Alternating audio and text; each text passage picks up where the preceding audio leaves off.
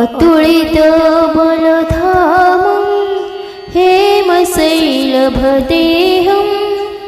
दनुजवनकृशानं ज्ञानिनामग्रगण्यं सकलगुणनिधानं वानराणामधीशं रघुपतिप्रियभक्तं बद्धजातं नमामि।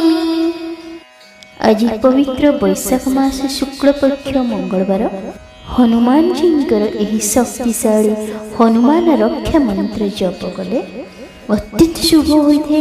अत्यंत संकटकालीन समय जिते जीवन में बहुत दुख कष्ट आसी थाए से समय संकट दूर करने हनुमान जींकर यही हनुमान रक्षा मंत्र जप करा जाए। यही मंत्र जप कले जीवन में अकस्मात आसुथिबा विपत्ति हनुमान जी रक्षा करते भयर मुक्ति मिलता है। राहु केतुक बाधार सहायक होता है। यही मंत्र जप कले समस्त मनोवांछा पूर्ण हुए। जीवन में दारिद्र्यता रुहे नहीं। हनुमान जी कृपा सदैव भक्त उपर रहता है। ओम नमो भगवते अंजनेयाय महाबलाय स्वाहा। ओम नमो भगवते अंजनेयाय महाबलाय स्वाहा। ओम नमो भगवते अंजनेयाय महाबलाय स्वाहा। ओम नमो भगवते अंजनेयाय महाबलाय स्वाहा। ओम नमो भगवते अंजनेयाय महाबलाय स्वाहा। ओम नमो भगवते अंजनेयाय महाबलाय स्वाहा। ओम नमो भगवते अंजनेयाय महाबलाय स्वाहा।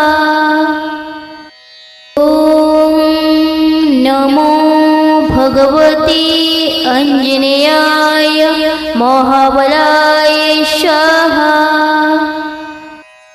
ओम नमो भगवते अंजनेयाय महाबलाय स्वाहा। ओम नमो भगवते अंजनेयाय महाबलाय स्वाहा। ओम नमो भगवते अंजनेयाय महाबलाय स्वाहा। ओम नमो भगवते अंजनेयाय महाबलाय स्वाहा। ओम नमो भगवते अंजनेयाय महाबलाय स्वाहा। ओम नमो भगवते अंजनेयाय महाबलाय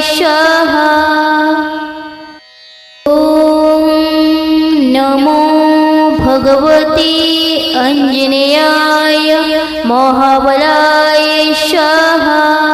ओम नमो भगवते अंजनेयाय महाबलाय स्वाहा। ओम नमो भगवते अंजनेयाय महाबलाय स्वाहा। ओम नमो भगवते अंजनेयाय महाबलाय स्वाहा। ओम नमो भगवते अंजनेयाय महाबलाय स्वाहा। ओम नमो भगवते अंजनेयाय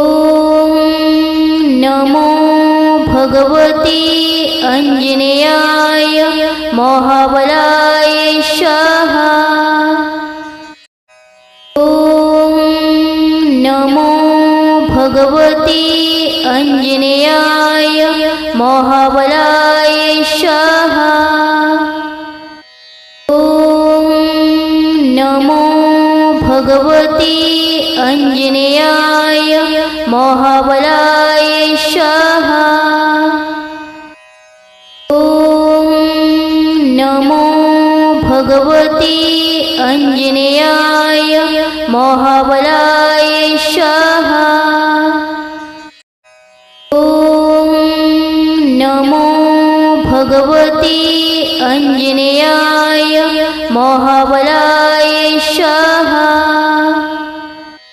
ॐ नमो भगवते आञ्जनेयाय महाबलाय स्वाहा। ॐ नमो भगवते आञ्जनेयाय महाबलाय स्वाहा। ॐ नमो भगवते आञ्जनेयाय महाबलाय स्वाहा। ॐ नमो भगवते आञ्जनेयाय महाबलाय स्वाहा। ॐ नमो भगवते आञ्जनेयाय महाबलाय स्वाहा। ॐ नमो भगवते आञ्जनेयाय महाबलाय स्वाहा। ॐ नमो भगवते आञ्जनेयाय महाबलाय स्वाहा। ॐ नमो भगवते आञ्जनेयाय महाबलाय स्वाहा।